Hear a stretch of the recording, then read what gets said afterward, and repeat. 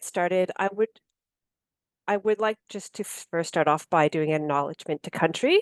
So we'd like to acknowledge the people who are the traditional custodians of the land. I pay my respects to the elders past, present, and emerging, and extend that respect to all Aboriginal and Torres Islander Strait people. I'm currently based in Brisbane today, which is situated on the traditional lands of the Yurga and Turrbal people. So thank you again for joining us. I'm just going to do a brief introduction for Ritesh, who has kindly decided to be our first webinar presenter for this year. So we really like to thank Associate Professor Ritesh Chugh from Central Queensland University for joining us today to share his expertise and his research. So Ritesh is a socio-technological expert, and his research investigates the multifaceted intersections and interactions between information technologies, individuals, organizations, focusing on their influence, the adoption, and the integration in various societal and organizational contexts. Ritesh is internationally recognized for his impactful research. He's listed among Stanford's world top 2% scientists, which is a massive achievement. So congratulations. He's also really known for his commitment for improving student outcomes through innovative scholarship of learning and teaching practices, and he's earned several prestigious awards. So I'm really looking forward to hearing about your research on the effective use of GenAI as a learning assistant in ICT discipline. For today, we are going to ask that everyone hold their questions until the end of the presentation. There will be a dedicated Q&A at the end. Feel free to type your questions in the chat if they're on the top of your head and you think you're going to forget them. But with that, I would like to give Ritesh a warm welcome, and I'll hand over to you, Ritesh. Thank you, Karen. Can I just check whether you're able to see my screen? Yes, we are. Excellent. Thank you, Karen, for that warm welcome. And I am looking forward to the presentation. Before I begin, I'd like to acknowledge the traditional custodians of the lands on which we meet and pay my respects to the elders past, present, and emerging. I'm on Wurundjeri country. I also have my colleague, Dr. Sangeeta Kuti, who I can see in the room. Sangeeta was involved with us in this project. So Sangeeta will be keeping an eye on the chat screen. So if you've got any burning questions that you don't like to hold on to the end, please feel free to pop them in the chat screen. Now, in terms of the session today, a brief abstract was sent around, but the session's titled AI-powered pedagogy, and the focus is on exploring the effectiveness of GenAI as a learning assistant in the ICT discipline. We all know artificial intelligence is transforming education. In fact, in 2005 or around that time, we used to talk about digital literacy. Now there has been a shift to move away from digital literacy to focus on AI literacy. Because, well, you might say, well, AI literacy is part of digital literacy, but I think it's taken on a much bigger meaning over the last couple of years. As an ICT educator myself, we set out to identify how effective GenAI is as a learning assistant. Now, when you think of learning assistant, again, you might say, well, virtual assistants have been around for a long time, but those virtual assistants were not incorporating generative AI as part of the virtual assistant functionality. So the project that we undertook investigated the role of GenAI in ICT education, focusing on different subjects such as programming, networking, and cybersecurity. In fact, we developed reflective activities that we applied across 5 different ICT subjects, and I will talk about those subjects. So the key question that we set out, I'll look at my research questions shortly, whether we can enhance or whether AI can enhance learning while ensuring the focus on critical thinking and ethical engagement. I mean, we're not in a day and age now where we can say we can live without generative AI in education. You might recall in early 2023, There was a knee-jerk reaction from educational institutions globally when we were talking about banning generative AI or AI in general, and said we need to get rid of it. In fact, you might even recall that in March 2023, 1,000 CEOs of major companies got together. They signed a letter against OpenAI, which is the company behind ChatGPT, saying, well, we need to stop this. Well, that ain't going to happen. And obviously now we've all realized, because and this is something I say many times when I'm talking about generative AI. When I did my first interview about generative AI on the 16th of December 2022, in that interview, my closing lines were, I am watching this space in wonder and worry. Recently, I did another interview, and now I'm not watching it in wonder and worry. I'm watching it with caution and optimism, because we've all, as educators, come to realize that it is here to stay. Now, as part of this research, we also developed a toolkit which provides research-backed insights, practical strategies, and clear guidance on responsible AI use in ICT education. I will share that link as we progress. I'll provide a link to that toolkit. And I think this session, and generally when we think of generative AI, it's not just about integrating AI in classrooms, it's about shaping the future of learning. And that's where I'm going to focus on. While our research highlights both the benefits and challenges of using GenAI tools as learning assistants in ICT, I think there are broader implications for other disciplines as well. So if there are people in the room from other disciplines, I'm sure there's learnings for everyone. Okay. If you'd like to connect with me, that's my LinkedIn QR code. Please feel free to connect. I would love to connect. I will also, in the chat screen, I've posted a link to my LinkedIn profile that just might make it easier, so you don't have to pull your camera out to scan the QR code. So the link's in there. Our team members, I led this project. There was a few other educators, Ehsan, Fariza, Salahuddin, Mamunur, Shariar, Sudha, Sangeeta is in the room, and Darren. The project was funded by the Australasian Council of Deans of ICT, and there were 3 universities involved, so CQUniversity, RMIT, and VicUni. I think I'm just going to, well, this is pretty much the structure of the presentation today. We'll look at the research gap, the research questions that we explored, what was the research design, then the key findings.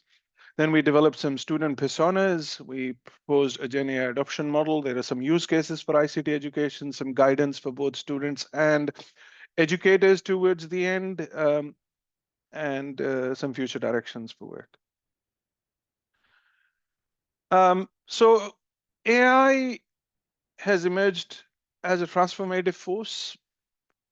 AI was there before 2022 also. Generative AI was also there before 2022, but it came to the fore because of ChatGPT.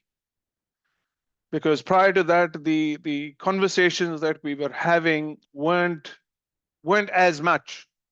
So in other words, there was literature that was there prior to 2022 also, where researchers globally were exploring the role of GenAI. But obviously after December 2022 is when it really took off. In fact, some of you may already know that ChatGPT took 5 days to reach 1 million users. And that's been the fastest growth of any platform, whether you compare it with Facebook or Instagram or Twitter. 5 days was just phenomenal. And we know that GenAI tools can create diverse content like text, video, images, and music as well. So that's why AI now, when you look at its usage across the world, it's not just influencing education. I think it's transforming it, because the employers are also demanding AI-ready graduates.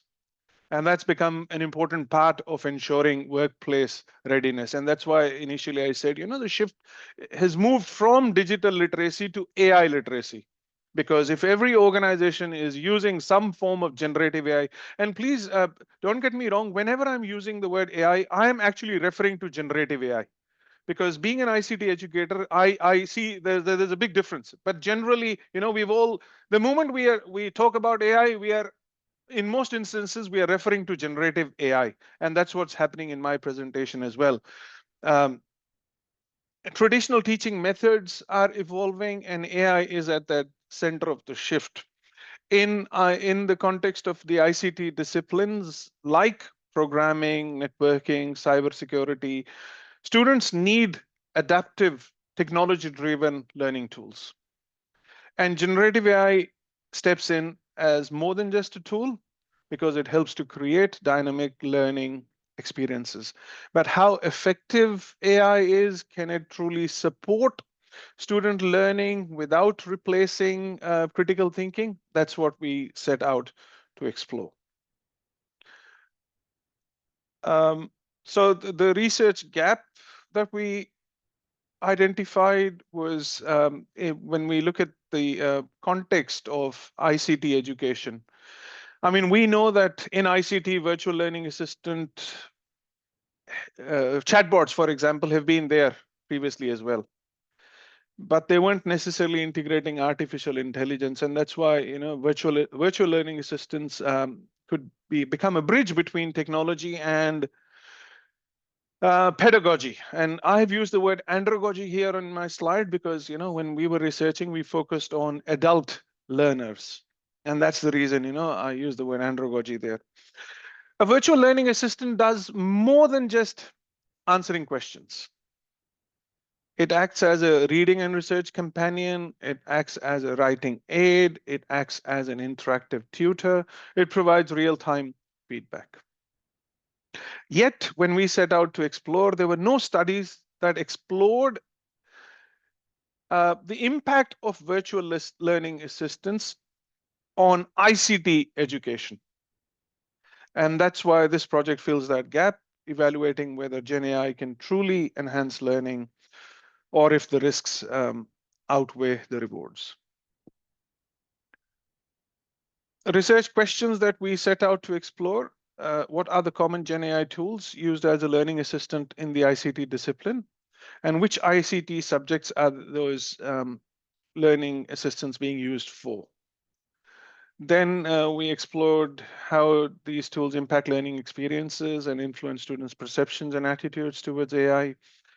We also explored the challenges and ethical issues and the future directions. And in doing all of this, we adopted a research design where we did different things.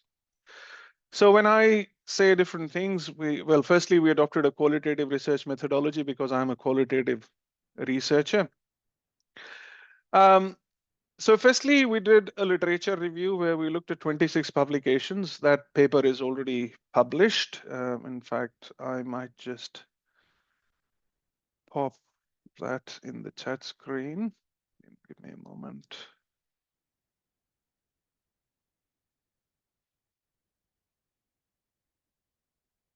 So the link to the paper is in the chat screen. And in that, we explored the common GenAI tools. We explored the subjects or disciplines of ICT where GenAI tools were being used. Then we conducted in-class learning activities in 5 different ICT subjects. So we chose cybersecurity, we chose business process management, we looked at ICT project management, we looked at a networking subject, and a research project as well, which involved software development. So there were 5 subjects where we designed specific learning activities that we ran with students in the classroom for 2 hours. At the end of the activities, the students were given a survey in which they had to reflect upon the learning activity. After that, we also did, so actually in the reflection activities, we had over 100, just over 100 students from undergraduate and postgrad students participate across those 3 universities. After the survey, we also conducted focus groups. So we did 5 subject-based focus groups. Each session lasted up to 90 minutes, in which 19 students participated, and that just gave us more richer data and the ability to probe further where, we wanted further clarification. So literature review, a reflective survey, and before the students did the reflective survey, they had to complete the in-class learning activities in 5 subjects, and then there were the focus groups. Actually, in terms of the activity, so for example, I teach business process management. In this unit, students were, the activity that we got them to do was to do a mind mapping activity based on information gathering techniques. In the cybersecurity unit, students had to do network scanning, leveraging GenAI to strengthen their foundational ethical hacking skills. In the ICT project management unit, students were required to use an open source tool, Tiger, to create a simple ICT project plan. In the networking unit, students had to use OpenAI to help them diagnose and resolve connectivity issues. So the tutor in that instance provided some networking problems and wanted the students to use AI to troubleshoot those problems and also automate the problem of troubleshooting. In the research-based project, which involved software development, students were required to use generative AI for automated conversion of natural language text into structured knowledge for efficient information retrieval. So we looked at a good selection of subjects, and we had activities across those subjects.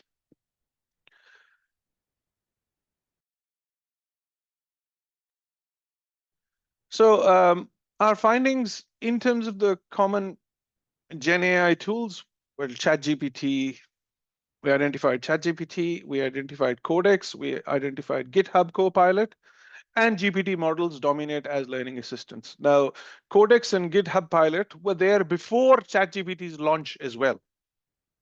And that's something we've outlined in that paper that I've just shared in the chat screen. In terms of the ICT subjects, generative AI was predominantly being used in programming subjects. Computing, business information systems, computer engineering, human-computer interaction, and web software development. So that also helped us identify the importance of generative AI, particularly for programming subjects or units, or whatever you call them in your educational institution. So these tools, particularly in programming, are primarily used for code generation and providing feedback on code quality and student solutions.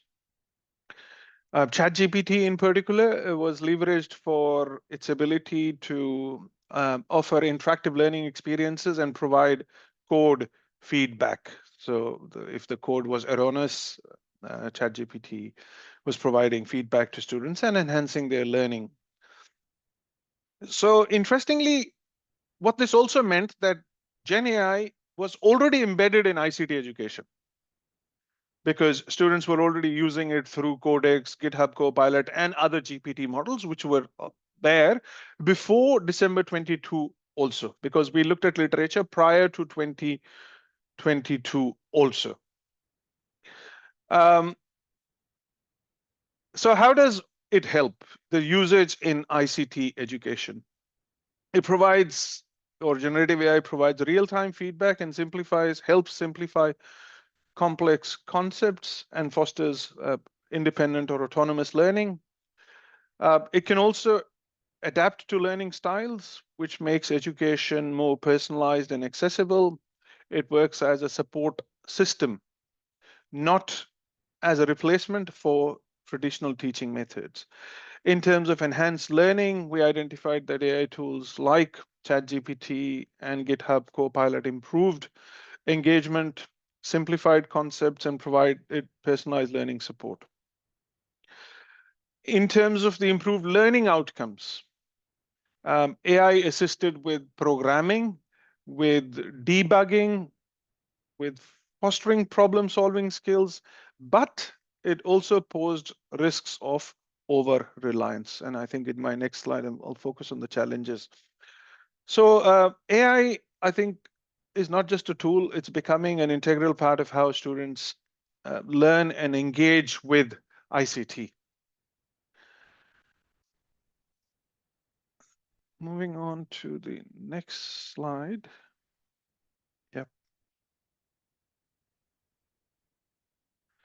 In terms of the impact on learning outcomes, the benefits were clear. The literature told us that generative AI can boost efficiency, academic performance, understanding of complex ICT concepts. It enhances critical thinking, problem solving, and communication skills, which are important both for education and the workforce. But GenAI is making an impact, but is it all positive? There are challenges. Challenges are in terms of inconsistent outputs and inaccuracies in responses, because AI was not always right in the responses it produced. Over-reliance risks, that is, are students critically thinking, or are they just accepting the answers that generative AI is providing? Ethical concerns were around plagiarism, citation issues, and which led us to the fact that academic integrity really needs clear policies.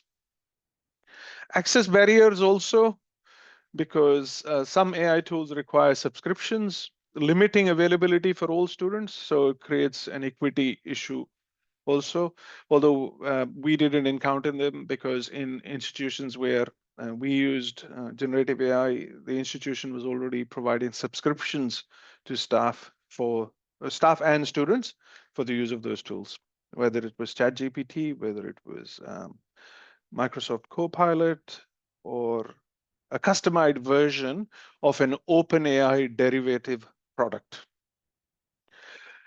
So the AI bias was real because the outputs were reflecting bias in training data, which can affect learning outcomes. So I think GenAI is powerful, but without the right skills and right skills in students to be able to critically analyze the output that generative AI gives them and also understand the ethical safeguards, it can do harm. In terms of how the information is applied. And that's where our role as educators plays a prominent part. So after these findings, we also then identified some student personas, because in our reflection and in our focus groups, we identified that not all students use AI the same way. So we identified distinct student personas because when we were looking at the responses, each student was approaching GenAI with their own unique attitudes. They all encountered different challenges. They all had different strategies of how they were using generative AI. So no research yet has identified student personas when it comes to generative AI. So we were the first to do that. So let's look at the personas. We identified 6 student personas. And the reason these personas are also important is because these personas can help educators tailor AI guidance to different student needs. So the first persona that we identified was the enthusiastic early adopter. And who is the so in each of the personas, we identified who they are, how they use AI, what are their challenges, what key support strategies we can offer. And we also took a representative quote to illustrate this persona.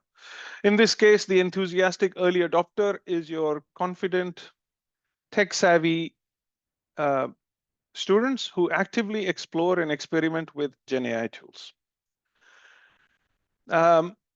These set of students, a quote which is representative of this persona is, generative AI is like an interactive textbook. I use it to self-teach topics like Python programming. Our second persona was the cautious integrator. So who are these students? Cautious students who prefer traditional methods and double check AI generated content for accuracy. A representative quote here, I only use AI as a starting point, but double check everything because it's not always reliable. And the challenges these students face, or what we identified, was they're hesitant to explore AI's full potential, primarily because of their cautious attitude, which, it sounds good as well. There's nothing wrong in being cautious because there is the outputs of generative AI could be erroneous or have errors in it. Then the next or the third persona we identified was the overwhelmed beginner. These are students who are new to ICT education, possibly transitioning from non-technical backgrounds. And these are students who rely on AI to simplify foundational concepts. They struggle to evaluate the accuracy or relevance of AI-generated responses, with some potentially placing undue trust in the material produced by AI without critical assessment. A representative quote, sometimes AI helps, but I don't always understand if it's correct. I still feel lost. The fourth persona was the ethical advocate. These are students who were deeply concerned with academic integrity and the ethical use of AI because they kept repeating about the academic integrity issues that they perceived. And a representative quote here is, using AI is like consulting a peer. You can learn from it, but you need to do your own work. The fifth persona was the pragmatic, career-focused users, because in our focus group, there was a question about the use of generative AI for workforce preparedness. So these are students who are career focused, preparing for AI-driven workplace environments. And a quote here was, generative AI feels like a tool I'll use in my career. It's like having an extra team member. So your pragmatic career-focused user sees AI as a workplace tool, using it for real-world problem solving. And then finally, the last one was the equity-concerned learner. And these were students who feel disadvantaged due to varying technical proficiency or accessibility to AI tools. They were hesitant to use AI, fearing it might highlight their struggles, prefers traditional learning methods with human support. The quote here was, I worry that AI tools might benefit those who are already advanced and leave others behind. Last month, I was doing this presentation for my own school, and one of the things that came out was my colleague said, well, some of these personas actually apply to educators as well. So they said, Ritesh, maybe you should consider developing personas for educators as well, because these categories equally apply to educators. So that's something that we're embarking on now, is to speak to educators and develop educator personas also. So like I said at the start, understanding these personas can help us tailor AI guidance to different student needs, because we've identified these different types of students. There could be an overlap in categories in some instances, but we've tried to make a clear distinction. The goal ultimately is to ensure that AI enhances learning for all students, not just the most confident users. In fact, we are currently undertaking another project at our university where some of us are actually doing a student assignment using generative AI to see how we are going to fare in those assessments, just to test. And then obviously we'll publish our findings based on that reflection also. So we then went and developed a GenAI adoption model. As we know, implementation requires structure and strategy, particularly to be effective in education. And our adoption model outlines 5 essential steps to ensure AI supports learning rather than replacing it. So firstly, we had guided introduction plus training. Students need to understand what AI can and cannot do from the start. Early training helps them to use AI effectively without over-reliance. In fact, I was in Vietnam early this week, and I was doing a session for our educational partners there where I talked about this toolkit. And one of the things I have asked them to do or requested them to do is to include some sort of generative AI information in their pre-departure briefings or sessions also, so that students know that when they come to Australia, because we have a lot of international students in Australia, they're prepared, they know that generative AI is going to be used in a lot of education, depending on whichever course they're doing, and they are prepared for it. Ethical use policy plus academic integrity guidelines. So what we saw was AI raises plagiarism and academic integrity concerns, particularly focused around citation and fake citations that AI tools generate. So students must be taught how to use it responsibly, and institutions need clear guidelines to reinforce ethical engagement. In terms of integrative learning, so integrative learning, as you know, is an approach that fosters an understanding by encouraging learners to connect and apply knowledge from diverse sources and disciplines. And ultimately, integrative learning promotes critical thinking and problem-solving skills. So AI should support, not substitute, human learning. And embedding AI into ICT courses can help connect prior knowledge with new concepts that leads to deeper understanding. A key focus was on practical skills and workforce readiness, because AI is already shaping every industry, literally every. So students must learn how to use it for real world problem solving. And that's why, at CQUniversity, at least, we're trying to integrate it into almost every ICT unit. There is some activity of some shape or form that uses generative AI, whether it's in the assessment, whether it's in the tutorial or lab questions, because we want to ensure that students, when they go out to the workplace, they know how to use those tools and what to use the tools for. And then in terms of continuous feedback and iterative learning, we know that AI is already evolving alongside us as users, alongside students. But in terms of our usage in educational institutions, it's important that we incorporate regular feedback loops, so we understand what changes we've made. So for example, in our situation in the ICT units, we need to reassess ourselves. So in our university, in our school, actually, we recently launched the GenAI guidelines, and part of that guideline stipulates that we'll reassess these guidelines every 6 months, because regular feedback loops can help refine generative AI's role in education. And it's important to encourage students to reflect on AI interactions. And that is very important. And that's what we're also trying to do in a lot of ICT units. If you're giving them an activity where they're going to use generative AI, well, ask them to reflect on it as well. And that's something I'd encourage. So I think this whole model is about balance. It's about leveraging artificial intelligence power while ensuring that students remain ethical, they remain engaged, and they are workforce ready.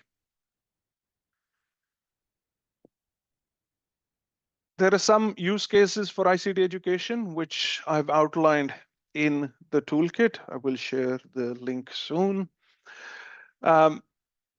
So in terms of research support and how you can use generative AI to support ICT education, it can be used for summarizing key concepts, defining terms, and generating ideas. It can be used for programming assistance. We've already, one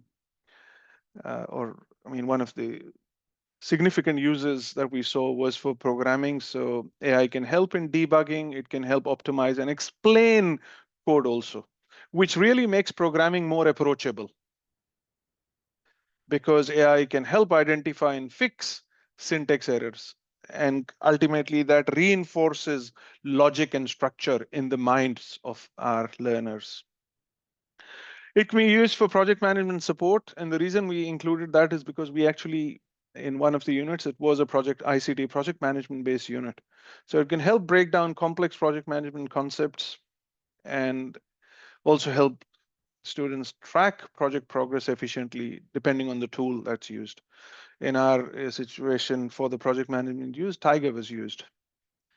Comparative analysis, AI enables side-by-side comparisons of different concepts, methodologies in our case, because it was applied to the business process management unit.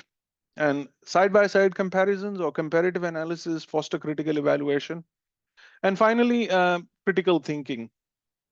We know AI can suggest solutions, but students must critically assess and refine outputs. So, I mean, one of the example is, for example, an AI generated solution for managing a remote team. Students can then evaluate its feasibility and propose improvements. Ultimately, they need to critically think about how an AI generated solution can help manage a remote team. It's just examples. There's more in the toolkit. Now, in terms of guidance, we have in the toolkit a quick start checklist for educators, which is introduce AI tools, provide a brief overview of GenAI capabilities and limitations, depending on the tools you're using. If there's a particular tool for an assessment that you are prescribing, provide some guidance as well. I mean, the good thing that's recently happened in the last 10 days or so, OpenAI has launched their own learning academy. So I'm not sure if you've heard of it. It's brilliant. It is just brilliant, because there's so much for ICT professionals in there based on the work that we do. So you can share that with your students.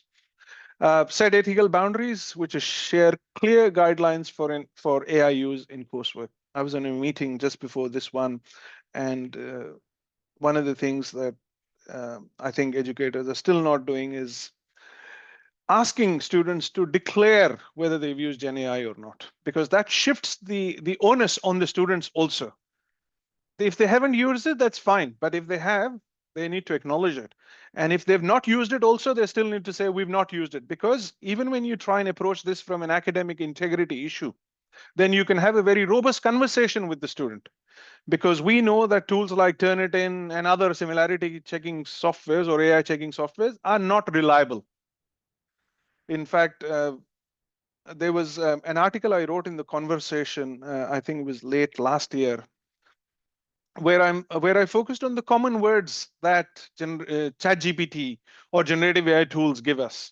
So, for example, in writing, we'll see words like esteemed, meticulous, landscape, transformative, harness being regularly used.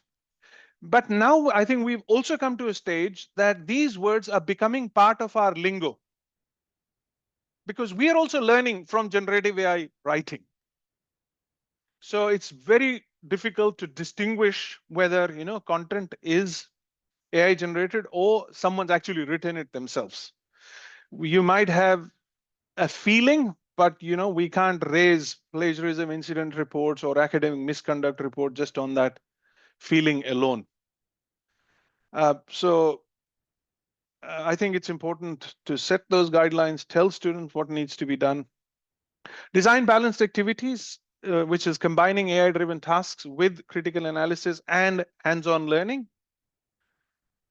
Brainstorming also, I mean, I get students to use generative AI for brainstorming. Encourage reflection, which is use journaling or surveys to track student learning journeys. And stay adaptable, gather feedback, refine your own approach to AI integration over time. Some practical tips for students. Stay critical, which is verify AI responses with reliable sources. We'd never detect those fake references till the time we actually used Google then to go and check whether that source exists.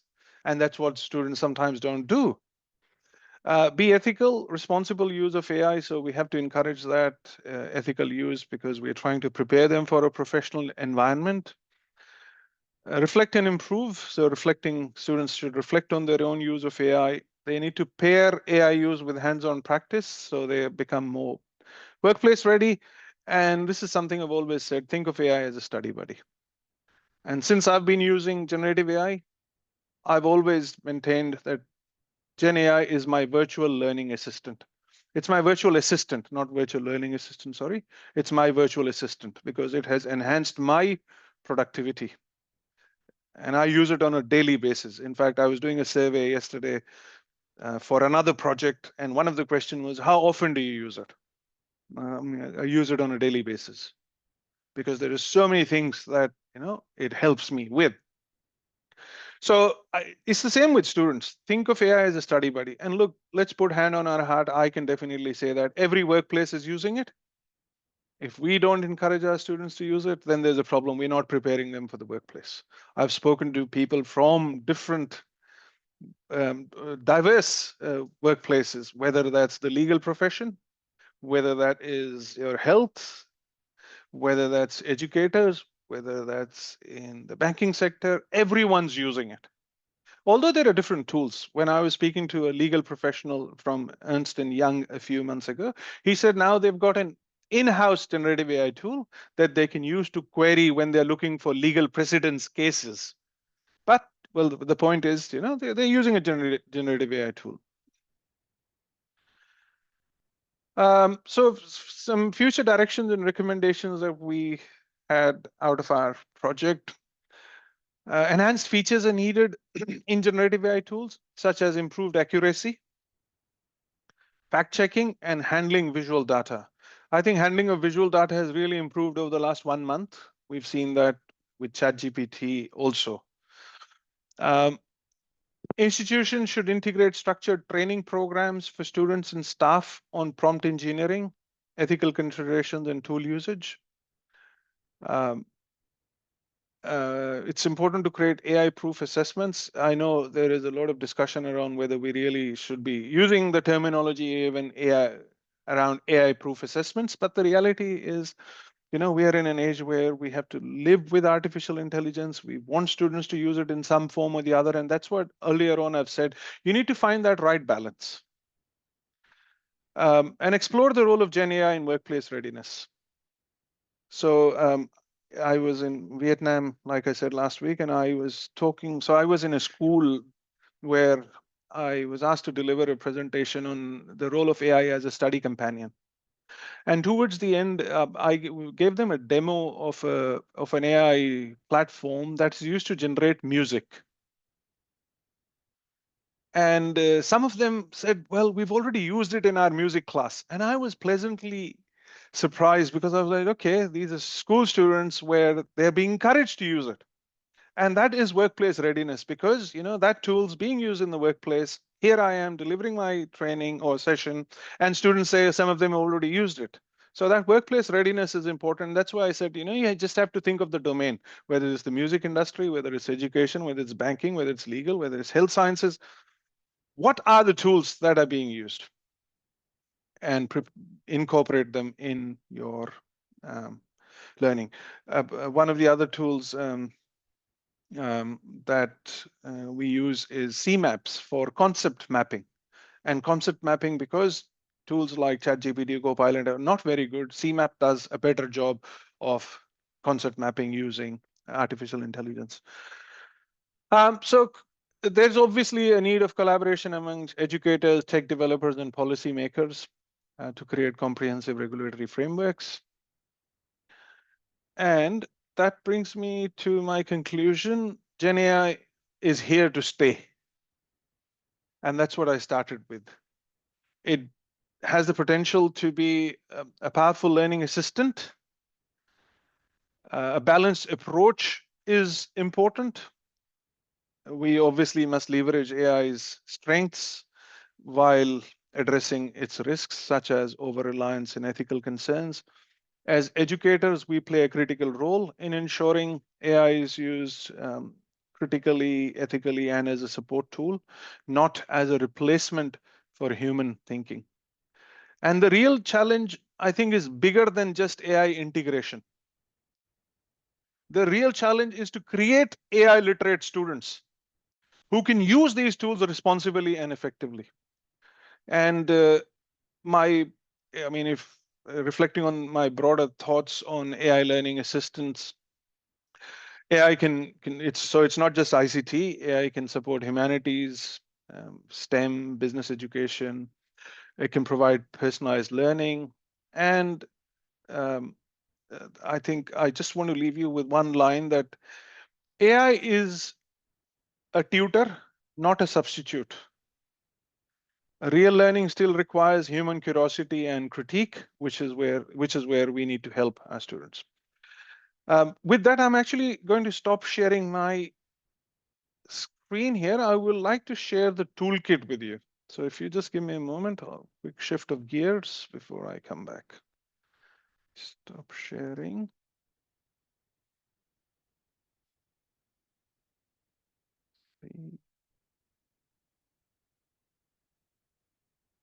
The link to the toolkit is now in your chat screens. It's got the DOI. So if you click on that, but I've got it open here. So let me share it.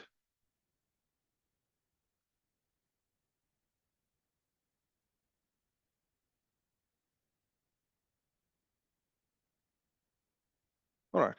So you can see our toolkit there now.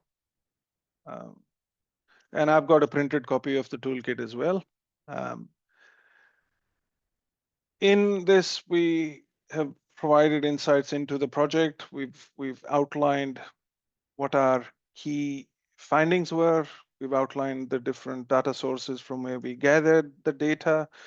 So most of what I've discussed today, you will find it in this toolkit. Obviously, there's more details. We've got the challenges inside. There's the contentious issues. We've provided some mitigation strategies for each of the challenge. And I may not have covered all the challenges due to time constraints, but there's more information in there. There's those 6 student personas. The GenAI adoption model, we've explained it. We've explained the rationale. We've provided steps on implementation as well for each of those steps that I outlined. There is guidance for teaching staff with some actionable items in each of those sections. I only looked at the quick start checklist with you, but there's more in there. There's guidance for students as well, so you could use it to enhance your own teaching. And the use cases, I mean, I only showed you that final figure, but there are some in-class activities. There are examples. There's also prompts that we've provided that you could look at. Then we also have a section of crafting prompts, because prompting is, as we all know, is an important skill. So there's some examples of prompts as well, tips for creating effective prompts. And that's it. I am more than happy to take questions.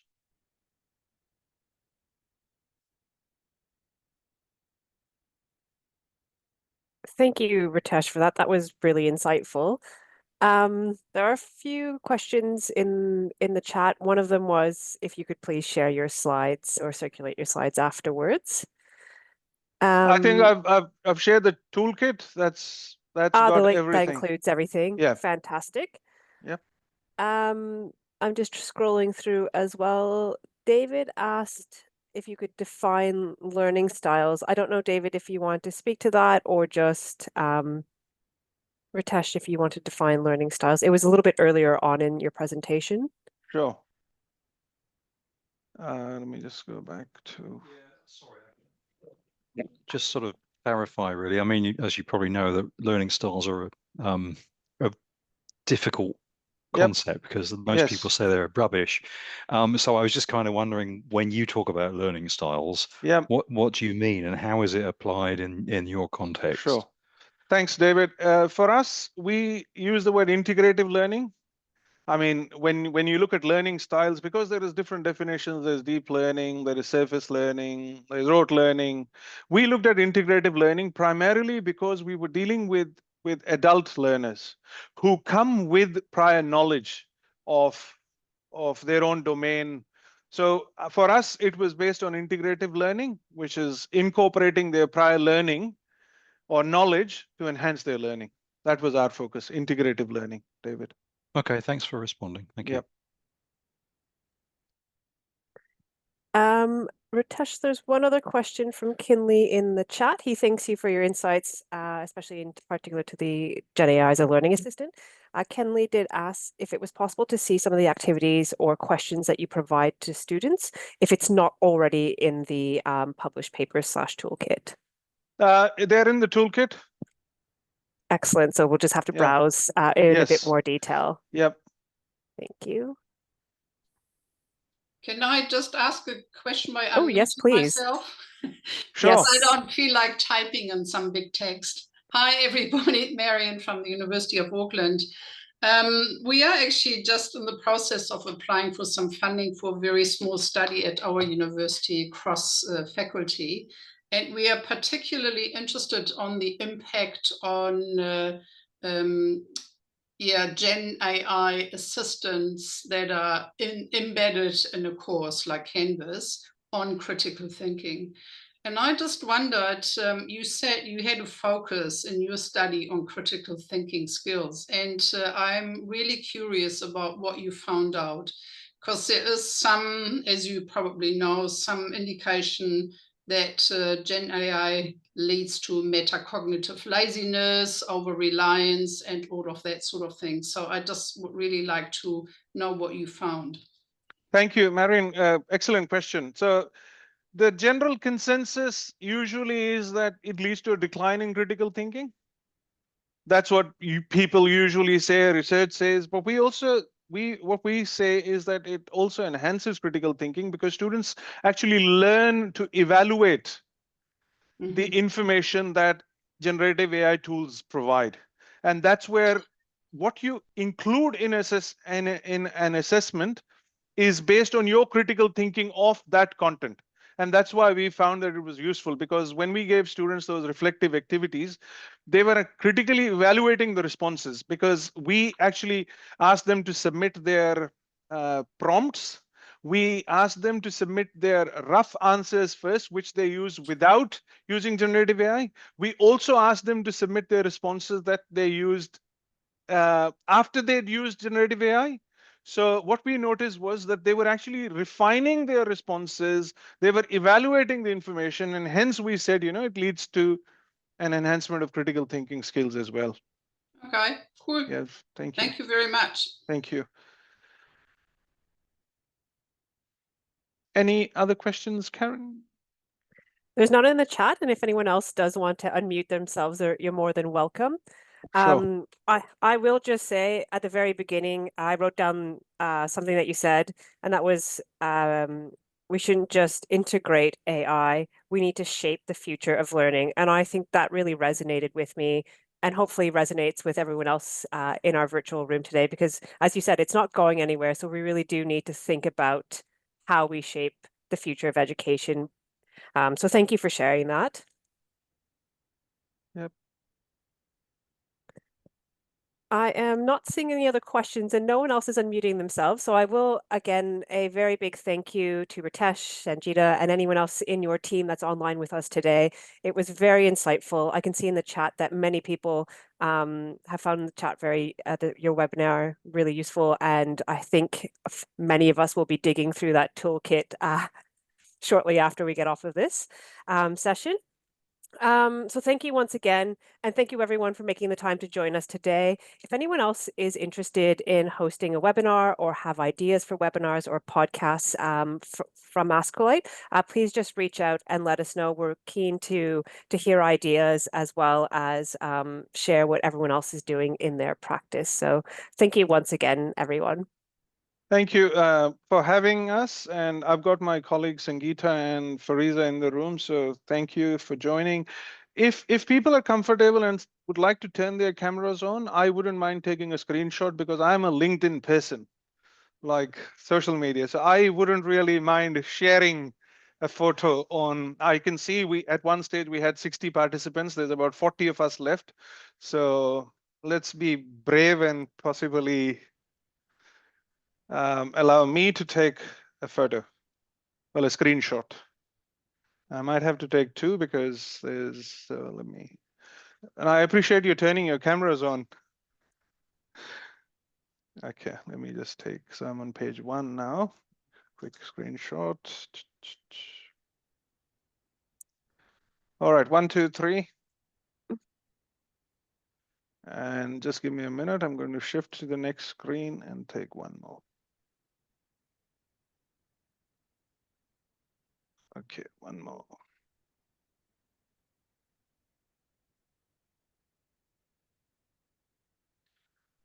Thank you, everyone. And you will possibly, well, not possibly, you will see this on LinkedIn at about 1 o'clock because I've got another meeting after this, so at 1. Thank you, everyone, for your time and wish you all the best in your generative AI journey. And please feel free to connect on LinkedIn. I'd love to stay in touch. Thank you.